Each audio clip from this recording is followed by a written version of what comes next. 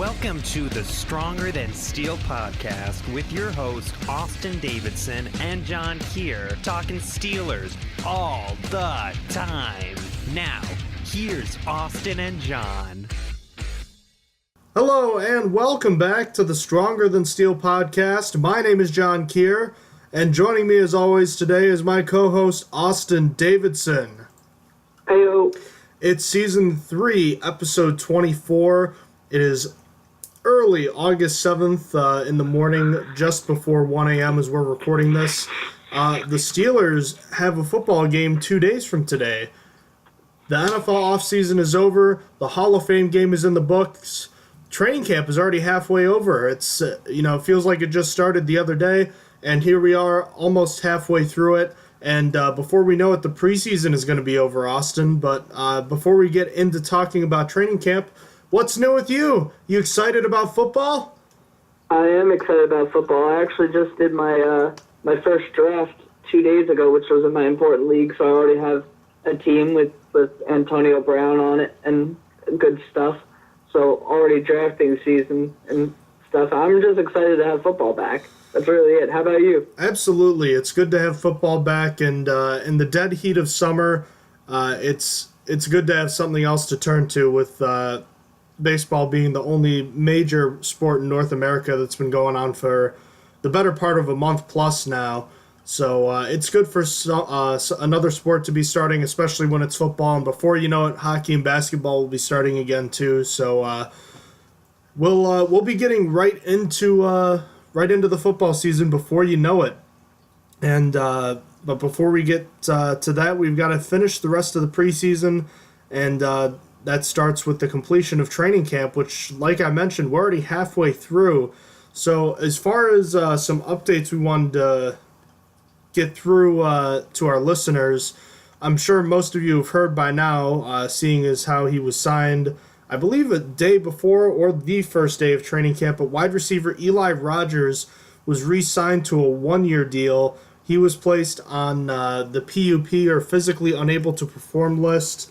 So he is not playing right now as he still recovers, practicing right now as he recovers from that ACL tear he suffered against the Jaguars in the playoffs. Arthur Moats, the outside linebacker who we also talked about potentially returning to the Steelers, signed with the Arizona Cardinals. You like this signing, and are you disappointed about Moats leaving for the Cardinals? I'm not really disappointed. I like the signing for the Cardinals to give them depth. I think that Moats wasn't even offered anything from the Steelers. I don't know, though. He might have been just left on the table. I'm not disappointed because I think Moats is a great guy who deserves to be on the team. He was probably, in terms of character-wise, probably the best person on the team last year. He was obviously he's been a nominee for the is it Walter Payton Man of the Year award? I think that's what I'm thinking of. I always mess that up. He's a good guy, and I'm glad he got a job somewhere else. I wish him the best. Yep, that's right. The Walter Payton Man of the Year award. Certainly a man of high class and character. He will be missed in Pittsburgh, if not by fans, which he should be, then certainly by his teammates. And Eli Rogers brought back on a one-year deal to bolster the wide receiver depth. Time will tell if and when he returns. It's possible he could be moved to active PUP at the end of the preseason, which means he won't play for the beginning of the season. But speaking of injuries, there have been a good share of injuries, as you might expect when you're halfway through training camp. To this point, the Steelers have been relatively lucky considering their injuries. I've listed as many as I possibly could have. One that was also on this list that I'm about to rattle off that I missed was backup center Parker Collins. He returned a couple days after his injury, so it wasn't serious, but in no particular order, these are guys that have or are still injured, including offensive lineman Ramon Foster, tight end Ryan Malik, wide receiver Antonio Brown, wide receiver Darius Hayward-Bay, tight end Vance McDonald, wide receiver Juju Smith-Schuster, safety Morgan Burnett, outside linebacker TJ Watt, cornerback Trey Johnson, and just as of the last practice, outside linebacker Bud Dupree with a concussion. So that might sound like a lot, and it probably is to a certain extent, but at the same time, you have to consider that injuries happen throughout the league, so it's not something to be too concerned about. You know, the big thing is whether or not they're serious or not. And in Foster's case, that one looked to be pretty serious. It was the most notable. It seemed at the time that it could have been possibly a season-ending injury. It seemed to be pretty gruesome. But luckily, an MRI scan revealed that it was just an MCL sprain, and with luck, Foster could actually be back by the season opener. Until then, BJ Finney has taken his place. So that being the case, how do you feel about the offensive line with Foster gone, and what do you think about his potential to return before the season starts? Well, at the time of the injury, when we didn't know that he was going to be okay, I honestly wasn't really worried. I thought the offensive line would have been fine without him. Like, I was upset. You never want to see any guy get hurt, especially not a starter. But in my head, I thought this was literally the best possible starter to get hurt, as B.J. Finney is ready to be a starter, in my opinion. Not that I was hoping for Foster to get hurt. It was just the best case scenario if any starter was going to get hurt. I am happy with the current state of the line, as I said. The Steelers are probably the best guard in football in DeCastro, Pro Bowl center in Pouncey, solid tackle in Marcus Gilbert. Both Foster and Villanueva are both decent. Depth isn't as good as it was last year, but I still feel comfortable as B.J. Finney is ready to be a starter, as I said. And then the Steelers got Chukwuma Okorafor and Matt Filer, and I think they will work fine as backups. I think the offensive line is in a pretty good state. It's not as good as last year. There's no Chris Hubbard. Chris Hubbard was great, but, I mean, you can't pay everyone. What do you think about the offensive line and about Foster's injuries? You're right. You are right. This was a position group that could have afforded an injury and has taken it in stride, since Finney is a capable player, and I don't think there's much of a drop-off from him to Foster. But the last couple of years, I think you'll agree, like you were saying, is that the depth is not quite as good as it used to be, and that's not really the fault of the Steelers necessarily. They've had injuries there. Gerald Hawkins is, I believe he's done for the season. I know he has the Achilles injury. I'm not sure if he was officially shut down for the season or not, but you think about the injury with him and the injury to B.J. Finney, all of a sudden it's one more injury and you've got some serious uncertainty on the offensive line. At tackle, you've got Okorafor, which you previously mentioned, Austin. While he is very promising, the thought was when he was drafted that he was going to have a redshirt season, and that's already been thrown out the books with Hawkins' injury, and now he might have to play in a heartbeat if there's another injury to one of the tackles.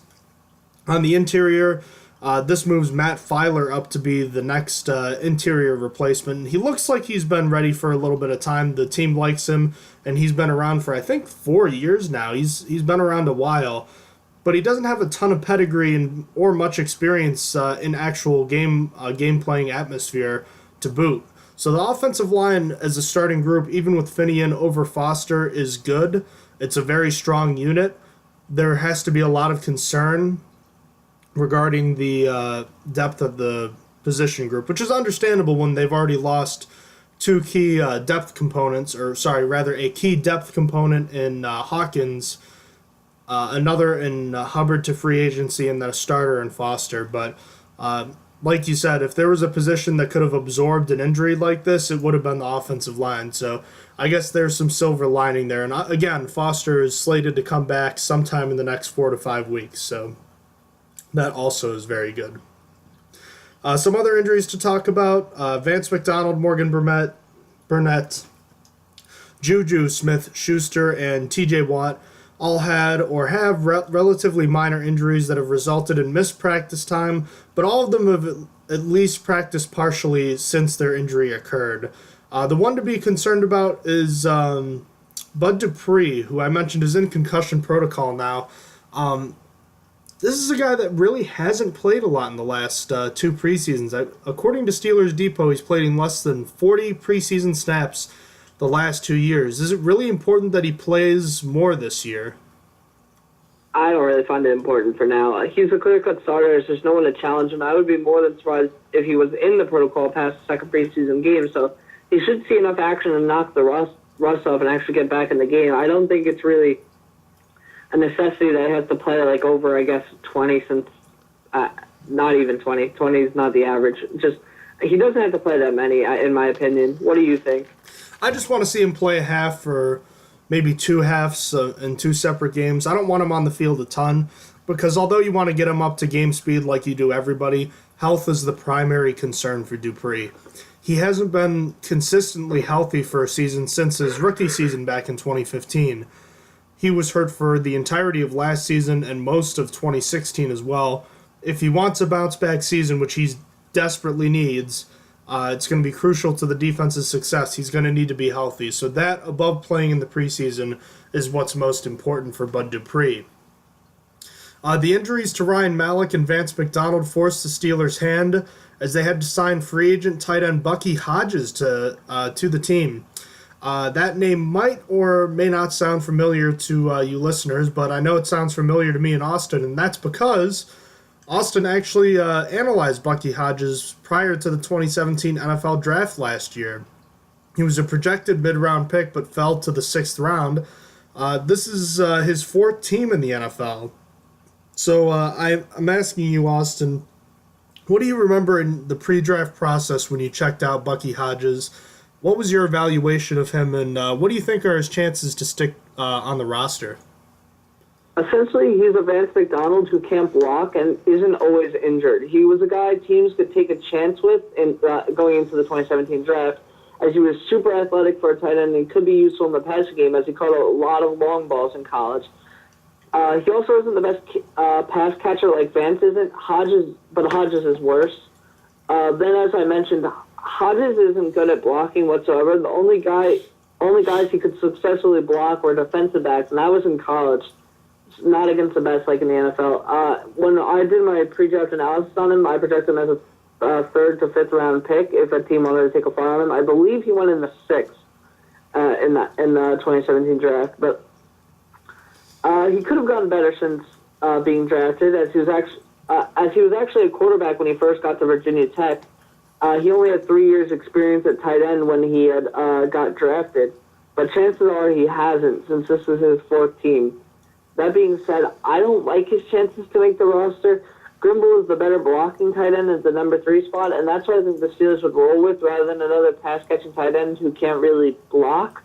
I feel like Jesse James is the pass-catching tight end who's not that great at blocking, while Vance McDonald is the premier tight end who has the best combination of blocking and catching, and then Grimble is like the strictly blocking one, especially after last year. Last year, I think he only had like 6 catches, so I don't have high hopes for Hodges to make this team. Alrighty. When you saw that name, did you immediately remember, or was it kind of like that just sounds familiar, or did it just not even occur to you? I remember that he was a quarterback out of Virginia Tech. That was the first thing, because I remember reading, I was like, it's so weird for a quarterback to turn into a tight end. He was a big dude. Were you excited at all by it, or was it just kind of another move to you? It was kind of another move. Like, I immediately thought, like, yeah, this guy isn't probably making the team. I can appreciate that. Other updates going on throughout training camp. I think the most interesting one as far as an actual position battle goes, the one that's being the most hotly contested, is the one at inside linebacker. And that's the one between Tyler Matakevich and John Bostic for Ryan Shazier's old position at inside linebacker. So in the early portions of training camp and spring practices, Tyler Matakevich has been the starter, but now John Bostic has been taking first-team reps for the better part of a week now. It seems as though the tide is shifting in his favor, but then again, there's still a lot of time for a battle to be won. So is this battle going the way you expected? You know, who do you think is going to start in the game on Thursday? And what do you think is going to happen? And also on a side note at the inside linebacker position, Matthew Thomas has been opening eyes in training camp of not just the fans, but the coaches too. Is there any chance he makes the active roster at the end of the preseason? Well, in terms of if this battle is going as I expected, Not really. I thought Bostic was going to be the number one, and Tyler Matakevich had to win the job. So it automatically, right at the beginning of camp, I was wrong about the battle. But I don't think Bostic getting majority first-team reps necessarily means he has taken the lead for the starting job yet. The Steelers just have to test out and see what's good and who works well with who. I think it will be telling to see what happens in the third preseason game, which it might sound weird, but I think Bostic will start a majority of one of the first two, and Matakevich will start the majority of the other. But I think whoever starts the majority of the third is going to end up as the backup, because I feel like that's the guy that the Steelers are like, okay, we need to see more of him because we want to make sure that this is the guy we don't want. I think they're going to make sure they're going to try there. I think that whoever starts the most in the third preseason game is going to be the backup. As for who's starting the first preseason game, I'm going to say Bostic. I think Bostic is going to get the nod first because he's the new guy here. The Steelers are more familiar with Matakevich, so I think they're going to give Bostic more playing time in the first game. As for Matthew Thomas, I think he does make the roster, but at the very least, he's definitely going to be stashed on the practice squad. But the Steelers may elect to keep him on the roster to keep him from being taken, like we saw with Brian Allen last year. A little different because Brian Allen was actually drafted, but I think Matthew Thomas has more value, and a lot of his character issues held him back from being drafted. So those are my opinions on the matter. What do you think about all the inside linebacker stuff going on? Well, I think regarding Thomas, you're absolutely right. He's become a sort of priority UDFA, someone that's gone from an afterthought to someone that could really make an impact on a roster, even if it's just in a special teams fashion this year. So I think he will make the team as well, and I think the Steelers are going to keep a lot of linebackers this year too, so that would make it even more likely. As far as the actual battle goes, it's going just about how I thought it was, although I honestly thought John Bostic would take more reps sooner as opposed to when he just started this past week, but I do understand it. Matakevich knows the defense, and because of his familiarity with the system, he got a lot of early first-team reps. I actually think he's going to start the first preseason game at inside linebacker and get a chance to kind of show what he can do, but I think Bostic is going to come along a little more slowly, and as I mentioned, he started to take more first-team reps this week. I think as time goes on, we're going to see that tip more and more in favor of him. And before long, he'll be the starting inside linebacker alongside Vince Williams at the start of the season. I think by the third preseason game, like you mentioned, Austin, that'll kind of be the tipping point there when they kind of make their decision. All right, we'll go with this guy or we'll go with this guy. So I think it will be Bostic, but I think we will know by the third week of the preseason. And I think Matakevich will put up a good fight, but I think that there's a reason they got Bostic, and I think that they got him to be a starting inside linebacker. Elsewhere on the defense, I didn't get a chance to talk about this earlier, but it looks like Terrell Edmunds is going to have a very specific role with the Pittsburgh Steelers defense, and that is that he's going to be a strong safety / box safety in sub packages and other defensive packages with heavy defensive back schemes, so like nickel or dime or dollar defense. And as far as the other safeties go, it looks like Sean Davis has been moved to free safety officially, and Morgan Burnett is the starting strong safety in the base defense. The backups at free safety include, but are not limited to, Nat Burray, Mike Hilton, Cameron Sutton, Malik Golden, and Jordan Dangerfield. So with all those names and basically what I mentioned there, what do you think about how the safety position appears to be shaking out right now? Well, I like that they're keeping Terrell Edmunds strictly the strong safety and letting him develop behind Morgan Burnett for at least a little while. It's not what I pictured happening, as I thought Sean Davis was on thin ice. I thought for sure Edmunds would have been behind him waiting to try and take his job, but against their gambling, Sean Davis will bounce back. I don't think this is really what I was hoping for, but I'm okay with it. I think that in the long run, having Edmunds focus on one position is good, and that if they really need to, they could just draft another safety. If Sean Davis doesn't work out, they could just draft another safety. the room is actually really, really thick now. It's a hefty room. Like there's a lot of good safeties in this room. I think that after last year, the safeties look so much better with like Nat Burr and Morgan Burnett. Just having Morgan Burnett as a starter makes me happy. It still makes me happy. Like, when last year was Mike Mitchell, like it's just.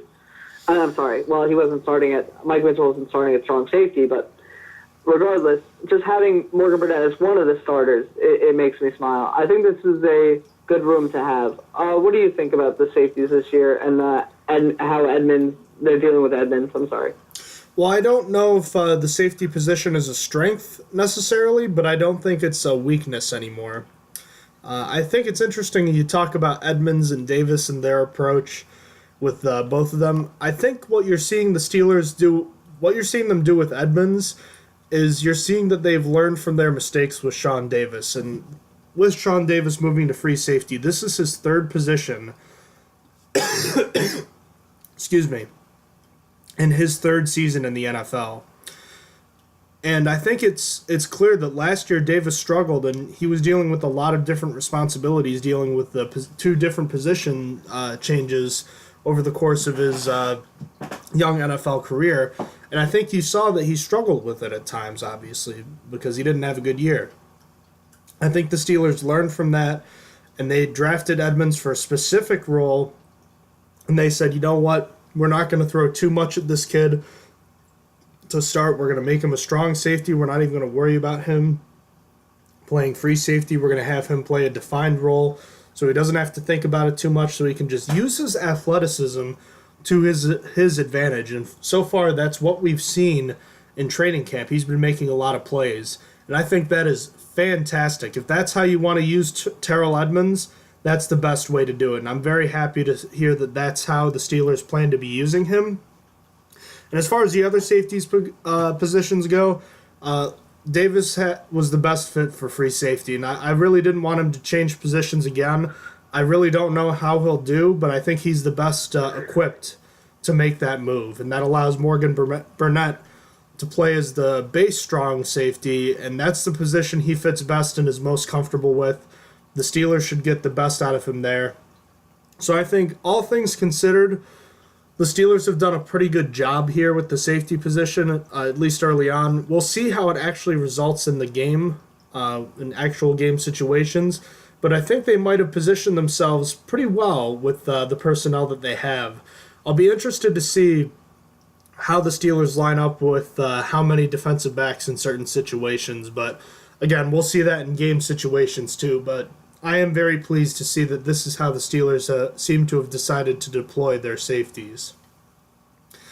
On the other side of the ball, James Conner is leading the charge at running back. He's lighter and noticeably faster and appears to be better both as a runner and as a off-ball player, so as a blocker and as a receiver too. What are your thoughts? This is good. I'd rather have him work out as the long-term option at running back than having to draft one early next year or in years to come. I just don't like first-round running backs at all. It feels like running backs as a position have the most amount of sleepers in a draft than any other position. So I would prefer the Steelers not have to draft one high and just have one on the roster already. So I think this is good that he's already showing that he's doing solid. He's improving himself. What do you think about Conner leading the charge? Ideally, this is the year Conner becomes the player the Steelers thought they were getting when they drafted in 2017. He looked pretty good as a runner in limited action last season, but he had two big question marks going into this season. Number one, could he stay healthy? Conner hasn't had a full healthy season since his sophomore year in college. Excuse me. Back in 2014. Outside of his surgery in December, he hasn't had any other ailments or concerns to speak of. That with his dropped weight, it seems to have made him a faster player, so all signs are positive in that manner. The other question was, what can Conner do when the ball is not in his hand, so meaning blocking and catching? He lost a lot of snaps after he missed several blocks in the Jaguars game that led to pressure on Ben Roethlisberger, including one interception in that game too. His ability as a pass protector had been questioned all offseason, and it seems that in camp he's been a lot better at it. Not just that, but we've also seen an added dimension as a pass receiver, both out of the backfield and in the slot. Connor could be playing for a starting spot next season, this preseason. So his play is going to be very important in the next few weeks. All right. That being said, is there anything else that you wanted to talk about as far as training camp updates before we move on? No, I think we're good. Alrighty. With training camp halfway over, as I mentioned, let's take a look at some players who you think have stock up and stock down. Guys that are having a good training camp, guys who are having a bad training camp. So we're going to do 3 each. Give me your first. Actually, no, why don't you just give me all 3 of your players that are stock up right now? For stock up, my first player is James Washington. James Washington has really been one of the biggest stars out of the Steelers training camp. It feels like every day there's a new video and getting a great contested catch and looking like a seasoned receiver. To go on a tangent for a second, it still baffles me that he was there for the Steelers' second-round pick. Me and my buddies agreed that we thought Washington was going to be the best receiver out of this class before the Steelers drafted him.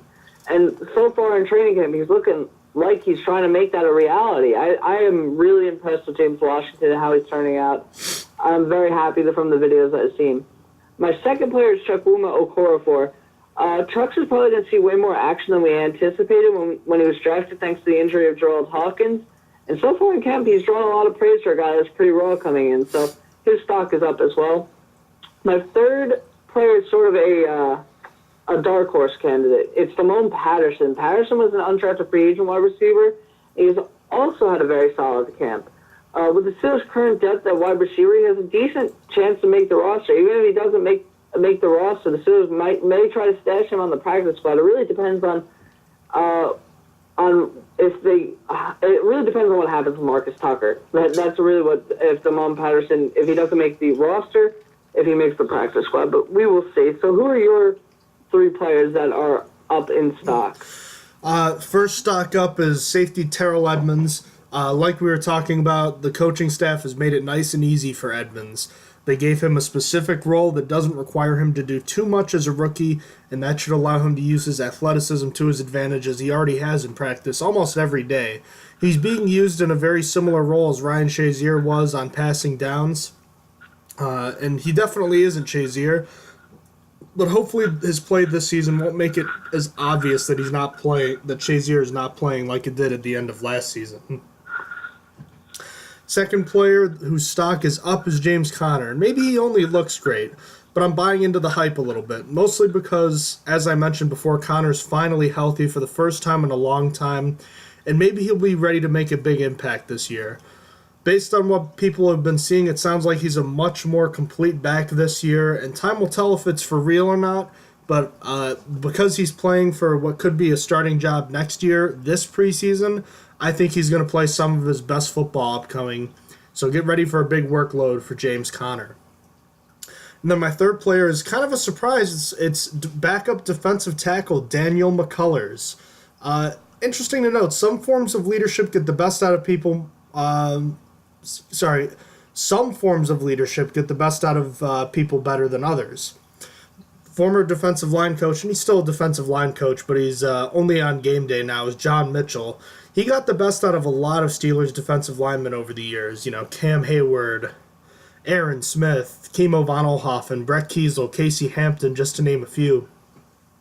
But it seems as though the coaching change with Carl Dunbar coming in and one of his defensive linemen, and Josh Frazier, has gotten improved technique and attitude from McCullers this training camp.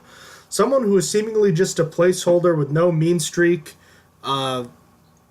McCullers has all of a sudden flipped a switch and seems like he's not ready to give up his job without a fight.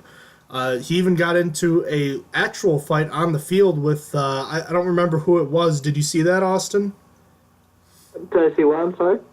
McCullers got into like a little scrap on the field a few days ago, too. I did see that. Do you remember who was he fighting? Do you know who he was fighting? I can't remember. All right. Well, either way, it seems like the backup nose tackle position is actually a battle right now. And for the first time since he showed up, McCullers is showing some fire and a mean streak that we haven't seen from him before. So it's very interesting to see, and that's a good thing. Competition has done well here for the Steelers. So now that we've gone over some players whose stock is up, let's talk about some players whose stock is down. Give me your players. My first one is Vance McDonald. The man just can't avoid injury. It's like a repetition of last year with a foot injury holding him out from practicing. It's really unfair because I think McDonald can be great when he's on the field, but he just can't stay on the field, and it's getting scary, the injuries on how often they are. It's almost like a Ladarius Green again. It just might be like that all over again. It's supposed to be a Ferrari, and it just might be just broken down, stuck in the shop. But second one is Le'Veon Bell. For Bell's stock, it would have helped him if all the running backs left in camp looked bad, but unfortunately for him, that's not the case. James Conner has looked to improve massively in his second year in both blocking as well as pass catching. It's not like he's challenging Bell for Bell's job, but it makes Bell look bad in the situation that he's currently in. And finally, wrapping up with Joshua Frazier. I had high hopes, and it's not really his fault, but Dan McCullers actually looked solid coming out of camp, as you just told us about, which is a huge surprise. I think the Steelers are going to elect to go with familiarity rather than the new guy, and that hurts Josh Frazier. He is honestly the new guy. So who are the three that you have down in the stock? And the other thing I wanted to mention going for McCullers is the fact that Frazier could be put on the practice squad, and it's not likely a team is going to take him knowing that he's a 7th-round pick. So I think that was why I decided to put McCullers on my initial 53-man roster too. Even though I thought Frazier was probably going to be a better player, but if McCullers did what he's somehow done now, it makes it that much easier to say, okay, we'll stick with McCullers for one more year, and you'll see what you can get out of him. So it's not good for the rest of the defensive linemen at the nose tackle position, but time will tell. There's still a lot of time left. Other players who I have stock down for, I know Austin's probably not happy about this, but I have Quadri Henderson, the wide receiver. The signing of Eli Rogers made it a tough path for Henderson, even harder to get to the 53-man roster. Word out of camp is that Henderson is barely getting any reps as a receiver too, which is kind of surprising because I thought he was going to get some, as he would need some to be a legitimate threat to make the team. So with him getting barely any receiving reps, he's going to have to return at least a couple punts in my mind, probably more than that, a couple kicks too, for touchdowns just to make the team. A Stephon Logan-esque performance from the 09 preseason. I'm rooting for him because he was an explosive player in college, but I'm not nearly as hopeful for him making the roster as I was a month ago. Second player is Marcus Allen, the safety. I was thinking he'd be a great fit on special teams for the Steelers, and he'd be a solid run support safety at times. But he, like Henderson, is barely getting reps at his own position. It's hard to make a team when you aren't even making the second team for your defense there. So I really don't know what the plan is for Marcus Allen, but it sounds like he's not really getting much of a chance. So that clearly just doesn't seem to bode well for his possibility of making the team. And last I have Josh Dobbs, and it's not too surprising, I don't think, here, but Josh Dobbs is going to need to light it up in the preseason for both the rest of the games and the training camp to make this team or to do anything but not be cut. The odds are not in his favor as the Steelers already have three guys that are pretty much entrenched in their spots. And in practice the other day, he had 2 red zone interceptions. I think one of them was a pick six, possibly both, late in practice the other day, and it's going to be hard for him to make this team.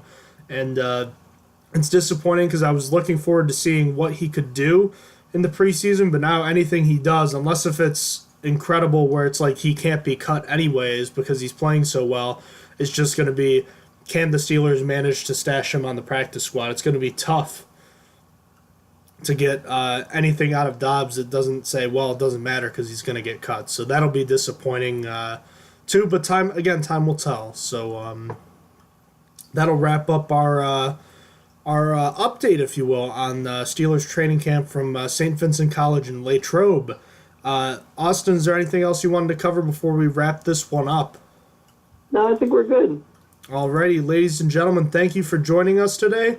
We'll be recording our next episode actually right now, so we'll be right back. If you have any questions about the show, email us at strongerthansteelpodcast@gmail.com. Check us out on our various social media platforms. You can catch all those on our website, strongerthansteelnfl.blogspot.com. Thank you again for checking us out today, and we hope you enjoyed this episode, and check back real soon for our next episode. Thanks again for listening to the Stronger Than Steel podcast. You have been listening to Stronger Than Steel podcast. Thank you for joining us today, and don't forget to check out our website listed in the description below.